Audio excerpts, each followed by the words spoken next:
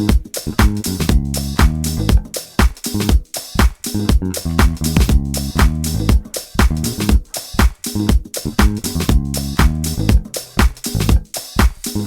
and gentlemen, welcome to Everything House Music and More. And today we have one of the GOATs back in the day, Mike Hitman Wilson. What's up, Hitman? Hey, Maurice, how you doing, man? How you doing, brother? Dude, you're the man. No. I'm recording all the legends, man. So I got to get this in, man. So once again, I want to thank you for doing this. Thank you for coming to town for doing this. I appreciate your time and efforts, brother. Oh, thank you. Are you ready to get into it? Yes. Let's go. So, Mike, most people assume you're from Chicago. Tell us about where you're from and how you came up. I'm actually from Aurora, and I came up because I went to Aurora University. Aurora College it was called back then. And my roommate was from Chicago, and he used to tell me about, the Chicago scene, the music scene. He was a DJ. He brought his little DJ setup and everything in the room. This? His name is Ruben May, Professor Ruben May. Okay. He's a professor now. Right. Anyway, he was my roommate, and I was really intrigued with this mixing stuff. Right. Back then, he didn't have a mixer. We had two receivers. Okay. He would turn one up and the other one down. Wow. He would tell me about a mixer that Radio Shack had this mixer, man. If you could get this mixer, then he was telling. I was like, wow, I was intrigued by this whole thing. Right. So one day he said, yo, man, I want to take you to let's go to Chicago. I want to show you what's really up with this music stuff. And he had kept talking about house. Now, what year was this? This was 83. 83, okay. And this is 83, him telling me about house now. Yeah. Okay? Yeah. So I said, let's go, man. He said, we have to go to this club. It's called the Power Plant. Ooh. Right? And it was Frankie Knuckles was a DJ. Right. And I'm like, okay, let's go to this. He said, but it's a gay club, or sort of gay. Everyone goes. I'm like, dude. I said, I don't care. Let's just go, because I'm interested in this music you keep telling me about, right? No one had a tape of it. He couldn't play it for me. Right. We had to go to the club to hear it. And man, I went there and I heard Frankie played Jamie Principle. Yeah. And I was like, wow. This was back when Prince, Michael Jackson was but this was on another level to me. Okay. And I was like, man, this house stuff is crazy. Right. This is for real. Yeah. And so that was my first experience with that music in the house. So stuff. after that's when you started spinning? Yeah, he taught me how to spin. Okay. And so I started spinning. And so he would spin the parties, and then I would get to play the slow songs. Because I wasn't into dancing or nothing like that. I just liked the music. I was a music guy. So at Aurora University, I'd play the slow songs during the parties. Okay. And so that's how it got started. And one time, he was able to hire Eric the Wiz. He brought Eric the Wiz out. Eric came and just tore this. Right, when Eric did, I was like, dude, that's it. I need to be a DJ. I was in school. Right. I'm in the pre-med department now, right? Okay, right. And I'm just intrigued with this music stuff so hard. So then I said, all right, let me start DJing. That's how I started DJing right there. Right. Okay. And me and Ruben switched. So I was like the brainiac student. Right. And he was, the guy who was playing music. Next thing you know, he becomes a lawyer. Okay. Wow. A professor. You know what I'm saying? I took over the music stuff. Right. So it was kind of funny. So how did you get from Aurora to Chicago and I believe getting on the mix show on the radio, correct? Right. Well, what happened was Aurora, we had a serious basketball team, and they brought Maurice Culpepper was Maurice super. He was a really good basketball player, All American. Okay. Right. And he had the real DJ setup, but and he had the mixer. Okay. But he had said, man, he had spilled beer on his mixer and messed it up. So he said, man, I got this mixer. He goes, Mike, you can have that, Right. Because at the time, I became a promoter. I started dibble-dabbling in DJing. Okay. But I became a promoter back then. Right. So I hired Maurice. Maurice was my DJ. Okay. And so Maurice started DJing, and at the time, he was All-American basketball player. Right. And I guess they were looking... Farley had left GCI. Okay.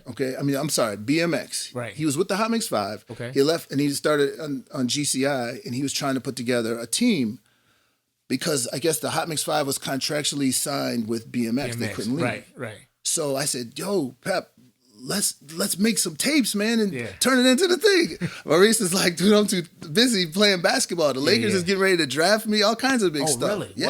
Wow. The Lakers was looking at him. So I made the tape. And so I got lucky, man. I used to go down to Imports to get the music, and I met Steve Hurley and Farley at Imports. Okay. So I actually I was just so intrigued meeting these dudes. Yeah. I hired Farley to do a party. Okay. And I didn't even have a party set up. I just hired him anyways. Right. So anyway, that's how it got in. I got friends with Farley. Wow. I did a guest mix for Farley. Okay. And I was super green at the time. Yeah. You know? So Farley's like, yeah, man, make your mix. I'll get you on as a guest. Okay. I didn't have equipment or anything to do a mix. So he said, look, tell you what. Well, let me go back. When I hired him for the event, right. There was other guys in Aurora had known Farley. Okay. And so they said, dude, you don't know Farley. You didn't have him come. Right. So they spread a rumor around the town that Farley wasn't coming. So Farley came and it was like dead. Right. 50 people. But I'm scared because I'm like, man, I didn't make no money. I went to the ATM. I took out everything I had. Oh my goodness. And I paid Farley every cent, you know? Right. And he DJ, and he was like, he was really cool about it. He said, hey man, tell you what. Come over to my house and make the mix so we can get you on. I put you on as a guest. This is when he was still on BMX. Yeah. So I went over his house and he made the mix, and he had a sampler at the time, and he was in a good mood that day. He made a song called Hitman, Hitman, and he played that. That was the intro song. And I guess he said at the time, I had more people call in, you know, asking who's this Hitman guy. Right. Than anybody but except for Steve Hurley. He said, you and Steve Hurley got the most calls for anyone ever, you know, a guest DJ. So that's how you came up with Farley came up with the name for you. Well, yeah, well, it sort of. Okay. I was still I had the name already, but it was the Hitman Mike Wilson. And so, you know, that was the name. You know, I had different names before that, stupid names. You know, we came up with I stuff. think we all did. Yeah, trust me. So do you feel any direct competition with Farley during that time? No, man. Farley was my mentor, the dude. Okay. Because at the time, Farley was just destroying the mixes, literally. Right. Okay? Right. And he was scratching and doing all the tricks and everything, and everyone else was just playing music. So he was on another dynamic level. So when he went to the GCI, he brought me. And then Fast Eddie was already there, but he embraced Fast Eddie. Yeah. I think we had, and at the time he said, Mike, we had this guy named Jam Master Jay. Yeah. Okay. And he said, dude, we got the best of everything. And Mario Smoking Diaz. Right. You got the best Latin, the best white, the best blacks, all that together, one team. Yeah. I said, dude, I'm gonna tell you something. You ain't got the best white dude. I said, you think you do, but you don't. He goes, why? Who's better than, this guy? I said, dude, this is my boy, Bad Boy Bill, will destroy everybody. Ooh, so, wait, let's hold that thought then. Right. So, Jam Master Jay's supposed to have been on there. Right. But Bad Boy Bill came in. What happened was, Farley had come to my house, and just so happened Julian and Bill came same time. It's on way out to Aurora. They were just hanging out, and they just happened to stop by my house, and Farley was there, Bill and Julian. And I said, dude, this is the dude I was telling you about, Bad Boy Bill. Check him out. Bill went on and tore it up. Farley was like, oh my God, I can't believe it. Hitman, get him to make and the same thing with Bill. He didn't have the equipment and all that stuff. Okay. So Bill made it at my house. Right. So he made his mix there. We did all the edits, everything, man. And got him on that night. Right. And the rest is history, man. So how did you get into editing at the time? Did anybody show you how to edit at that time? Let me think about that. Farley showed me how to edit. Oh, really? Okay. Yeah. Farley showed me how to edit. And we all had reel-to-reels at the time. And you had to do the splicing. But what Farley would try to do was he would make the mix and he wouldn't mess up. So he didn't have to edit. Right. I didn't really learn how to seriously edit until I started, watching people like Mickey Oliver. And Mickey was really good at doing edits. But back then, we had to have a razor blade and freaking... tape. Man, it was serious. It was serious. That's when you had to put in work. Exactly. It would take hours. You went from there to... how'd you get into production then? Wow, that's a good question. How did I get into production? Me and Bad Boy Bill, man. Okay. We had formed we had a little team. Yeah, once I got Bill on with us, we were starting to make music. Right. Now, is this y'all started the label afterwards, right? That was afterwards. We started then. Okay. But I'll tell you what, Farley was instrumental in everything that I did. Okay. Because he gave us he said, here, you can use my my drum machine for 6 hours. So we had 6 hours to make a hit and come back and make something and bring it back to him. Right. So he let me use his stuff, and then eventually I started buying stuff and this and that. But we were really inspired by, obviously the number one inspiration for us DJs making music was, Wayne's brother. Jesse Saunders. Jesse Saunders. On and on. Because at the time, we didn't think that DJs, we never thought of DJs as making music until Jesse did it. Right. And then all of a sudden, it was like, wait a minute. And then Steve Hurley did it. Yeah. And then all of a sudden, it was a rap after that. Yeah, everybody, it's just like that thing when Farley had his name on the car, everybody wanted that. Everybody wanted it was at the time where everybody was just, just wanted to do that thing because it was so different at the time. Exactly. So what was your first track you released? When and how did it come out? The first track that here's what really happened. The first track that I did was for Mr. Lee. Oh, that's the Let's Get Busy. Before that even, it was Let's Pump It Up. Right? House This House or something. Oh, No, it wasn't that. I even forgot the name of it, but it was Mr. Lee was doing something, and Vince Lawrence's father, who had his record label, Mitch Ball Records. Yeah. Mitch had Mr. Lee as an artist. Yeah. And I met Mr. Lee somewhere, and he said, yo, come on down, and whatever. We had talked about doing a mix on his stuff. I didn't have no clue how to mix. I had no idea what I was doing. And I told him, and Mitch asked me, "Hey, Mike, do you know how to mix?" "Oh, yeah, I know how to mix. I can do this stuff like that." Right. So anyway, I did some mix. They knew I couldn't mix after that was over with. Yeah. And so that was how I got into that part. Wow. And I just wanted to be in the production end so bad with this house thing blowing up the way it was. Yeah. I wanted to be involved, and that's how I got involved with it. Wow. Get out of here. So what are you seeing, what was your biggest challenge as a mix show DJ at that time? Well, the biggest challenge, let me tell you what was going on. Back then, that we had the Hot Mix 5 they set the standard. Correct. Right? But they were not playing house music. There was only one guy playing house music, and that was Farley. Steve Hurley, too, when he came on. So you don't think Kenny was playing house music at the time? Not at all. No? Not at all. Not at all. Okay. Because the way we define house now, Kenny was playing disco-y stuff. He was playing stuff that maybe, Frankie Knuckles would play, but he wasn't playing the house stuff like what Farley was playing. Okay. And there was a difference. You could hear it when you would listen to the radio. Yeah. And you would, before they even mentioned the name, you could tell, oh, this must be Farley because he's playing house. Right. So, what was it? It was a question about that again. You said it was about your production and how you get into mixing it, and what was the difficult as being a mix show DJ at that time? Okay, that was trying to differentiate us from the Hot Mix 5 was still on BMX. We were on GCI. So Farley, me, Bill, Eddie. Right. And what was your name? What was your name at that time? Jackmaster 5. Jackmaster 5. Okay. And the Hot Mix 5, they had a stronghold on the industry. Right. So what we did was we were like Farley clones, right? Right. So we all played house music. Okay. All me, Bill, Eddie, we were killing it. And we were playing all DJ International, all track stuff. Yeah.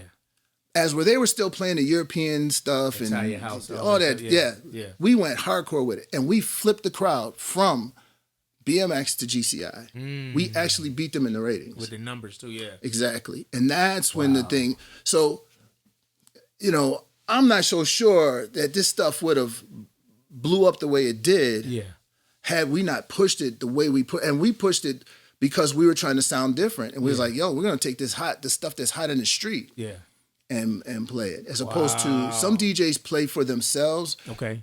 But I've been one to play for the crowd.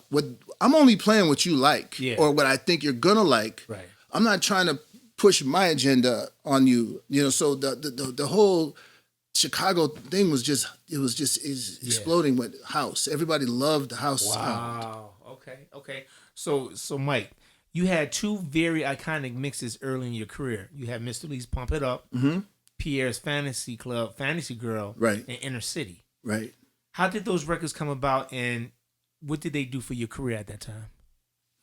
Man, let me tell you, the thing that really did before the Inner City, I did stuff for Kevin Saunderson. Okay. Bounce Your Body to the Box. Oh, really? Yeah, that was what blew us. That kind of show. blew it up. And then Kevin, from even to this day, I still do stuff for Inner City. Wow. I did this, a song on their last album, actually. Okay. But the COVID thing kind of screwed everything up for everybody. It was just a mess. Wow. DJ Pierre and Mr. Lee, my biggest thing was to try to make the music DJ friendly. Okay. So you have an intro, the heart, a break. Yeah.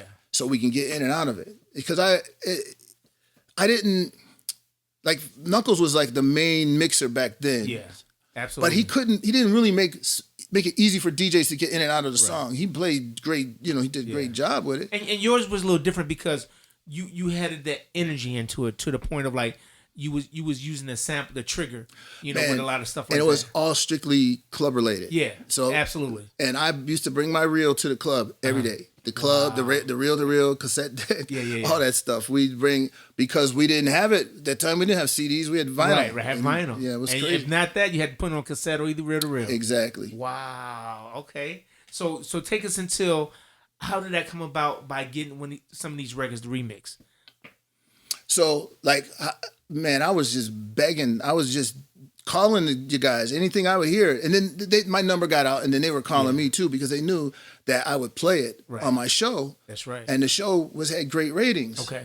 So a lot of artists would reach out, and I didn't charge anybody.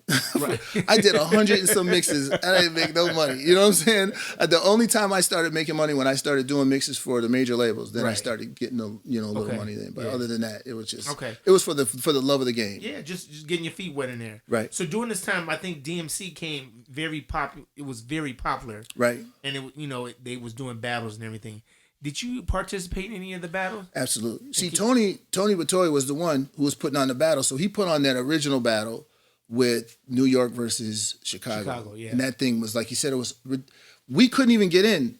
I was part of the 4,000 that couldn't get in. Wow. We had to talk to the people that went. Man, Farley put the third table and Steve did. Right. So it was insane. Okay. So when Farley had got us on the radio with the Jackmaster 5, right? DMC had come to Tony because they knew his reputation of throwing big events, and he had just had this New York versus Chicago event where it was huge. Yeah. So they had him put on the Battle of the DJs. Right. So at the time Tony announced it, and I went to Bill, I said, Bill, man, we need to get in this. Yeah. Bill's like, Mike, why? We're on the radio. We don't need this. I said, nah, come on, man. We gotta show everybody like we're legit. We're not no BS, man. We get this. So was Bill scratching before then? Yeah, Bill was scratching from the age of 15. Okay. All right. So I had to talk Bill into getting in the battle. Okay. So I talked Bill into getting in the battle. Right. My cousin, who was like big in hip hop in New York, his name is Hype Williams. He was the video director. Oh yeah, that's right. So Hype gave me a videotape of a battle, and he used to give me all my music too. Right. From New York, all the hip hop stuff.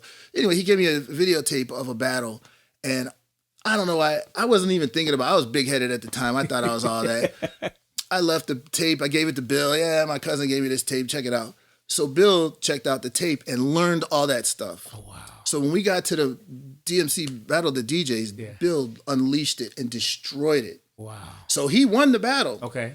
I took second place. Okay. But if I would have battled Bill earlier, I would have not even been in the finals. I would have been able to eliminate it first round, but I just got lucky and we were on the opposite ends of the draw. Right. So after Bill won this thing, I was like, dude, I'm done as a DJ. I just got killed in front of like thousands of people. Right. And so that's when I started focusing towards the production. I said, you know what, Bill's going to do the DJ and I'm going to go hard on the production end. Yeah. And that's when the whole production thing started. So your remix talent caught the attention of Steve Silk Hurley, and you were recruited by his production company and management. Mm-hmm. Had that worked out for you and worked out for me and East Move, we might not have formed ID Production with Hurley. You were on the track to do some serious damage. Why didn't that work out at the time with ID Productions with you? Because, man, dang, y'all had they had a manager, Frank Rodrigo. Yeah. He was the Italian. At the time, I thought he was the mob. Yeah, everybody. So we was kind of scared to mess with him, I love Steve Hurley, but I was like, man, I got to keep a distance from Rodrigo. Right. You know what I'm saying? Yeah. But then at the time, though, you had just come out with, and I got to give my flowers to you, man. Listen, you put us on with This Is Acid, because that blew up for anything. I appreciate that. And that went overseas, and that it was one thing to be hot in Chicago. Right. Okay? We had tight little Chicago stuff. It was cool. But when you brought out This Is Acid, that crossed the lines overseas. Yeah. And all of a sudden, we were starting to get caught. I'm like, wait a minute, this thing is bigger than, we didn't even know about England and all this other stuff. That was one of the first ones that did it for us. Okay. That Marshall Jefferson, the house music anthem, Give It Up to Curtis McLean, he killed it. We thought that Curtis McLean was Marshall Jefferson. Right. Yeah. Like we didn't learn later on. We're like, wait a minute, there's a different dude singing it? Absolutely. What the heck is going on? Right. And then Hurley with Nunley. Right. Okay, but that didn't really cross over as well as the three ones that, to me, that I seen crossover was you, Marshall, right, and then Inner City. Inner City, yeah. And that's when we were like, wait a minute, we're onto something big here, because it's bigger than, we just thought it was local in the beginning. Yeah, absolutely. So things progressing for you as a producer, and then bam, here comes another Sleepless Night. Right. Walk us into that, man, because that record, I think, changed the whole scene, the concept of Mike Hitman Wilson. Well, here's what's funny, right? What do they say? Some people copy, and just stealing and copying. You know what I'm saying? So I stole this one, right? Because the song, when I made my first hit tracks, the track that didn't blow up on there was Let No Man Put Us Under. I put Let No something. I forgot the name of it. Right. So basically, I made a track trying to, take the vocals from Let No Man Put Us Under. Right. And so we had the acapella playing with the house track that I put together. Yeah. So what I did was I took off the Let No Man Put Us Under, and I had the track. So the track was really inspired by Let No Man Put Us Under. Okay. And then I met an artist at Kevin Saunderson's studio, and she was like, she was sad about a lot of something wasn't going right with this production with Derek May. Right. That whole Detroit scene, because I used to go out to Detroit every once in a while and do some stuff. I said, hey, man, I got a track. Why don't you write to this track for me? Right. So she wrote to the track and she sang it. And that's how we actually sat and wrote it together. That's Sean Christopher? No. Her name is Tracy Amos. Oh, Tracy Amos. Right. Okay. She ended up being a singer for Guns N' Roses. Oh, wow. So right after she did that, she auditioned for Guns N' Roses and got the job with them, and she went on tour with them, and she was gone for years. Wow! So she had originally wrote and sung the record. Yes. And then how did Sean Christopher come into the Because then at the time I needed, Tracy couldn't do it. Okay. So I needed an artist, and Ricky Bradshaw was one of my buddies, one of my DJ guys, and he says, man, my mom, he told me about his mom. I said, dude, let's get your mom into singing. Right. So I got together some money and I paid Sean. I said, I was kind of making my own album. Yeah. It was a DJ album featuring a bunch of different artists. Okay. So one of them was, believe it or not, Crash was on there. Crash Man. Really? Yeah. Get out of here. Sean Christopher. Okay. Hype Williams, my cousin. He was an artist on there. And Reggie Hall. Reggie Hall, yeah. Yeah, Reggie was on there. But I couldn't get the clearance. Frank Rodrigo had Crash signed to him. Yeah, I remember that. And I tried to get the clearance. He wouldn't give me the clearance so I had to take Crash off of it. Oh wow! And so, did you ever use anybody else on that? Yeah, I used my cousin Toby Meeks. I put her on there. She killed it. Okay. So we had this little DJ album. Yeah. Put it out, and the first song was Another Sleepless Night. Right. And it hit, and it sort of hit overseas. Absolutely. And believe it or not, Clive Davis got a wind of it. Right. And I couldn't believe it. Like, this is Clive Davis. I was like, wait a minute now. I know. They flew. So what happened was they talked to my management and they flew me and Sean in. So who was managing you at the time? I didn't even tell you about that. Right. Yeah, because of the DMC battle. Yeah. I remember I told you I took second place. I went to the national finals. Yeah. And Bill ended up taking second place for the Nationals. Okay. But I had developed a great relationship with Tony Prince, the owner of DMC. Wow. And so Tony was like, we started talking more about the production end. And so Tony says, hey, do you have a manager? I'm like, no, man, I don't. So he started, that's how it happened. He started managing me. Wow, Hitman. Wow, that's crazy. Yeah, so I had some good managers, man. Right. Tony, So how was it working with Clive Davis, brother? So Clive brought us in. He said, Mike, who wrote this? And I told him, me and Tracy. He says, can you write more? Yes. He says, do you have a problem if we change the name from Mike Wilson featuring Sean? I said, Clive Davis, are you kidding me? Absolutely not. I says, I'm just throwing darts and see what it can hit. Yeah. But we will do whatever you want.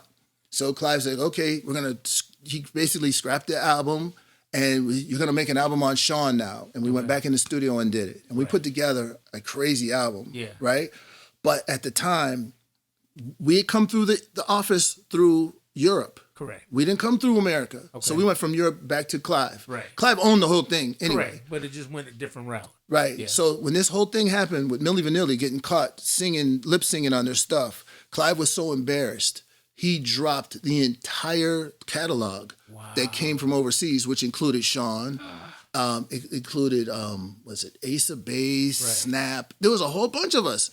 You didn't hear anything else from any of those artists. Right. But they didn't just release you. They kind of like shelved you. So it's like you couldn't, you couldn't release it somewhere else. It was just done, So I was kind of, You had a follow-up to that single, Another Sleeping Night, where Don't Lose the Magic. So that's why that happened, because Clive dropped everybody. Right. Well, in Clive, we'd only done one song with Sean. That was Another Sleepless Night. So Don't Lose the Magic was a new song that he had put together. Okay. And at the time, Tracy was on tour with Guns N' Roses.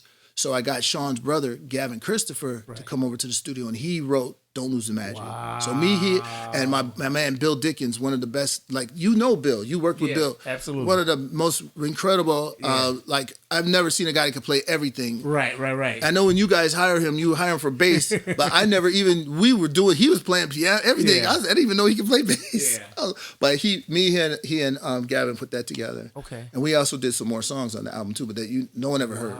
They so never got released. Nothing that got released? Never got released. Why don't you try to do that and bring it out now?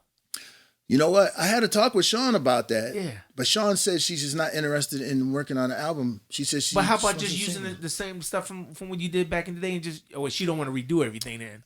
We could. Yeah. It's just tough because I ended up moving to Florida and she ended up moving to California and this and that. So I would love to put it back together, to be honest with you. Yeah. There's lightning in that bottle. Sean can still kill it. So as a DJ, Mike, you were one of the first to tour overseas. Mm-hmm. What was it like, and how did that progress for you? Man, let me tell you, that was crazy. We weren't making that, we were making decent money at the time. I was probably getting $30,000 to $5,000 a show back then. Yes. And what happened was this.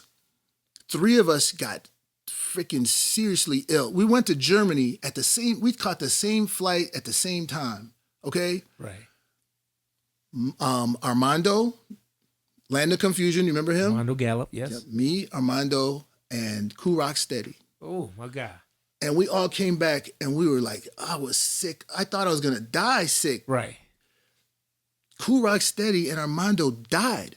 Literally within a month when we got back. Yeah. I thought we had caught something from over there. So I was like, I called the promoter. I was like, yo, man, take me off. I'm done. I'm not. And I stopped. And at the same time, I started DJing for Tony Batoy. Yeah. So it took the place. Like, I'm still doing crowds of 2,000, 3,000. Yeah. So it's like, and I'm at home. I can go home at the end of the day. You ain't got to fly that many hours of back home. But then what killed me was a few years later, actually, one day I taken Bill. I said, Bill, dude, come with me overseas. These dudes will love you, man. Yeah. I says, he was just doing the Chicago thing. Yeah. Bill flew over. I introduced him to one of my promoters in Germany. Yeah. And that promoter hired Bill from then on and never hired me again. But it was cool, he was a good dude. But I sort of helped introduce him to that. And at the same time, I said, hey, man, I'm done with going overseas. Yeah.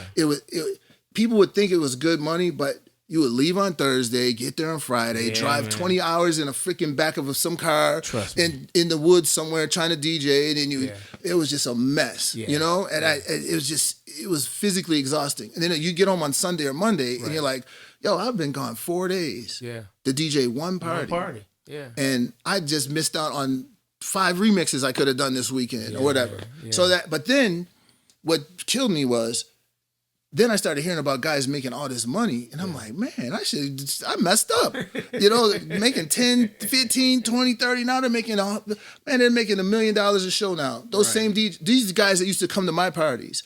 Tiesto used to come to my parties overseas. Yeah. You know, Paul Oakenfold used to try to have me DJ at his club. He wasn't even a DJ back then. He was more of a promoter. You know, so you know, Pete Tong, all these big time DJs that back then that were making the money. They were. And what year was this, Mike? Man, you know what? It had to be before Sean. It had to be. Right. So it had to be in the 80s, the end of the 80s. Late 80s, though. Yeah, because whatever year the wall came down, I was there when the wall came down in Germany. Okay. When the wall around Berlin came down, that was about the same time. Okay. So let's here's the elephant in the room. Mm-hmm. You seem to completely disappear from the scene at some point. Mm-hmm. What happened? And why did you stop producing or remixing music? Man, that's a good question. The biggest thing I can say is, I met my wife. Okay. We got married, got her pregnant, we started having kids. You know what I'm saying? That happened. And all of a sudden, my priorities just switched. Yeah. And then at that same, you know, a few years later, I had the opportunity to open a club in Orlando. Oh, okay. So I came down to Orlando. Well, at first I was just going to be like the DJ and, you know, consultant. But then all of a sudden there was an opportunity to open a club. We got an investor, and we had $1.5 million and put together this most extravagant club you've ever seen in Orlando. Okay. It was ridiculous. And it's still open? No, it was only open until the market crashed. Okay. And when the market went down, you have to put thousands of people in a club every week to keep it, to sustain it. So then I ended up, you know, in Florida, I ended up owning 3 or 4 clubs over the years. Okay. And I did that stuff. But, you know, looking back, the biggest thing when this whole thing went digital, it took the fun out of the music. Absolutely. You know, because people were downloading stuff for free. Record labels stopped doing licenses. They stopped doing remixes. They stopped doing a lot of stuff. And that was about the time that I was like, man, forget about this. It's just too crazy right now. You can't make a living out of it, you know? And I was waiting for it to finally work itself out. It seems like it's, I don't know. It's a mess. I mean, it's one of those things, man, that, you know, you got to have multiple streams of income, man, to do something now. Absolutely. Because it's just like you said, the game has changed. It's just a younger generation, man. Like you said, shit don't sell no more. Man, and let me say this. The biggest thing that happened was this. When we were thriving in Chicago, they had independent radio stations, okay? Right. Yeah. The guys from New York, they did not like, the music industry was run out of New York. They did not like the fact that Chicago was blowing up on its own, completely independent of them. We didn't need them for anything. And so they were very motivated to kill our house music or to actually make it so that it came through them. Yeah. Okay? So when the guys from BLS came and bought BMX, they flipped the format. Yeah. And we were all fired off the air. And at the time, we had a heck of a team. Yeah. We had Farley, Julian, Jumpin' Perez, Bad Boy Bill, Frankie Knuckles, Ferris Thomas. And what year was this, Mike? You know, I can't remember the year. Okay. It was, I know one thing, like I said, it was before 91. Yeah. I know that. Yeah. So they took away our instrument, like one of the places where a lot of guys would drop their music on us, and then we would play it, and then they'd be able to sell it in the stores. Right. But when they take us off the air, and then I ended up going to BMX and DJing over there, but I quit right away because they want you to go through, we had to go through them and get our records approved. Oh. And I'm like, I can't do that. the freelance to do what and play whatever you want. Exactly. Wow. And that's what we had at BMX. That's why BMX was so incredible, because at the time we could play whatever we wanted. Yeah. We didn't have to go through the program director or music director. Whatever we did, we did. We just had to be in tune with the street. Yeah. So what year did you move to Orlando? 2005. So you was here doing all that time, like in the 90s, mid 90s. Right. So in 97, 96, Tony started Nitro. Right. And that's when I started DJing for it. Well, I DJ with Tony at the Riviera, the China Club, and then we went to Nitro. And when we started Nitro, that was a whole nother thing there. Different entity right there. So let me ask you this, because this thing that's trending right now. Mm-hmm. They say during the 90s, house music wasn't there at all. And then it was ghetto house that saved house music. Do you believe that? I don't believe it's saved. Well, who said it's saved? When was it saved? Well, that's what I'm trying to say. It never got saved. Okay. In my opinion, the better stuff came out back then in the 90s. Okay. You know, because they were song oriented. There's no songs anymore. Where are the songs at? Yeah. It's all beats. Yeah. There's a lot of beat DJs out there. Right. You know, that's another thing I got to give you your flowers for. You put the beats with the songs. That's why you're the only one out of us with a Grammy right now. I'm trying to, brother. Oh man, you figured it out. You know what I'm saying? Yeah, back in the day, you used to do the underground mixes. Yeah, that was what you was known for. Yeah, that was my lane, because everybody had it, but at times you have to, like you say, you got to progress. And there was times I was like, I'm tired of just doing dubs. Right. I want to hear the vocals. I love vocals. Exactly. So yeah, I appreciate that, Mike. So yeah, when you put the real music with the vocals and you put the house beats behind it, that's what sustained it. Yeah. But we didn't have the artists. Yeah. All those artists was CC. I mean, that is true. Beyonce and them. That's true. So in your opinion, Mike, what was the first house music release? Without a doubt, the first house music song, right, is Jamie Principle has that. He's got to. It didn't come out. It didn't come out, but we saying that what came out. Yeah, okay, so what came out, it had to be Chippy. Because, let me just say this. He was the first dude who put the word house in the song. Okay. We called everything house. Right. I'm not so sure that when... and Vince is my boy, you know what I'm saying? I love Vince and Wayne and all. I'm not so sure they were calling it house back then when they put it out, but it was definitely in that genre of music. Yeah. Chip was the first one who put the word house in the song. Okay. And there was two words back then. Yeah. There was Jack and there was house. Right. And that's when house took over for Jack, but Jack was bigger than house back then. Okay. No, I'm trying to get everybody's perspective, man. That's why I do this show, but I also do the show, man, to pay homage to everybody, like yourself, because people seems to forget sometimes, and we cannot forget where we came from, right, and who paved the way for us, right. Because, like I say, brother, when you was coming up, I was just getting into the scene, more than the music scene, right. And by doing all the remixes. But then, when your record hit, man, because I was like, where does Mike Hitman Wilson come from? He just came out the blue. But hearing your story, how I did, because hearing your mixes and how you put your mixes together, and then your productions, man, how you, like you said, you made it friendly for DJs. Right. So I knew it was a DJ that was doing that, because, like you said, a lot of times we didn't have that intro to come into, and then you trigger it, because that's what I really known you for, Mike. Your style is your triggering on the drum machines, how you sample all the vocals and and just have it sampled from Inner City to Mr. Lee and everything into your own production. And, and another Sleepless Night, man. That was like when that record came out, we was like, wow, Mike got one. Well, and we was like, that's huge. And I was Chicago. No, thank you, man. I really appreciate that. And honestly, I never even liked that song that much. I mean, and that's how I usually go too, brother. So let me ask you something else, Mike. Mm-hmm. What is your top 3 Chicago house records? Oh man, top 3. Well, House Music Anthem has to be, because that changed the game for all of us. Yes. When that song came out, it changed the game. So I got to put that up there as number 1. Okay. Okay. Chippy. It's house. Okay.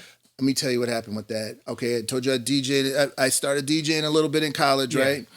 And it hadn't come out yet, but Farley was playing on the radio. I taped it with my cassette deck. Right. And the Q Dogs hired me to DJ at Northern Illinois University. Right. 2,000 people. I hired Frenchie to bring the sound system. Right.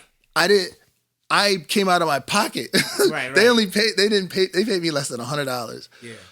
But when I played that It's House, it was a complete, like a riot was in the place. Wow. I just let it play and rewind it and played it. It was ridiculous. So that record was like that was it. Now what else? What do we think? What else could have been there? You got one more. Dang, I can't. You got one more. Later on, another game changer to me was when Cashmere came out. The Percolator was that had a long, like you could go to a college, you could go anywhere in the country and play that and be all right. And the crowd will be, they'll jack the crowd up. And I want to go back. We skipped this because we forgot to ask about you. Mm-hmm. With you and Bad Boy Bill, your label. Mm-hmm. Tell us the name of it and tell us what standout records did y'all release together.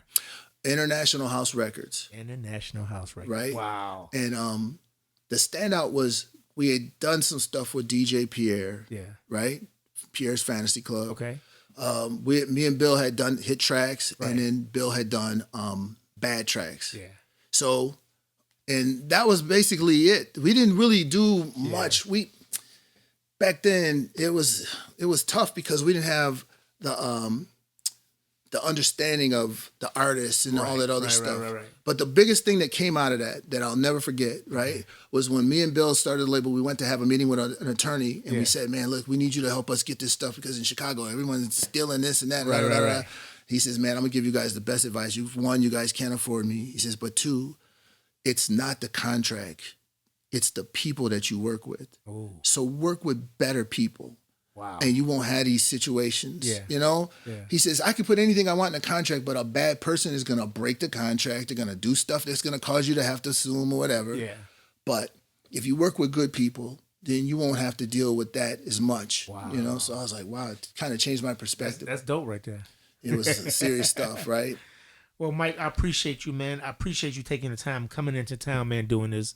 I wanted to give you your flowers while you're here, man, say I love you, man. Thank you for what you've done for house music. I appreciate it because some people still forget, and we got to keep them, keep them informed and tell them the truth sometimes, Man, well, listen, I want to thank you for stepping up and doing this podcast. I appreciate it. You're the only one doing it.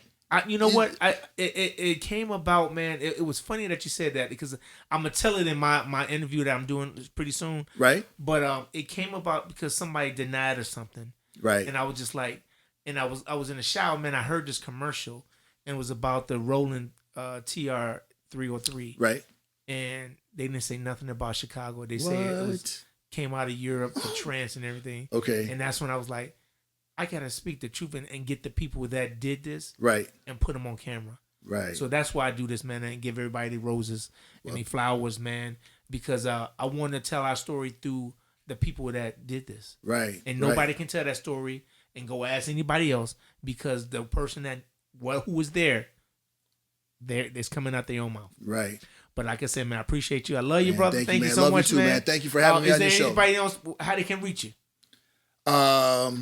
Facebook, my phone number is on Facebook. If you go there, my thing's on there. Instagram, the whole thing. I put my number. If there's anything I can do to help anybody, hey man, I'm there. I'm there to help. Anything I can do, I'm happy to help. Well, I appreciate that. Yeah. Thank you. Hey, brother, thank you for coming out. Thank you for doing this. Thank you, man. Please, and love you too. Peace.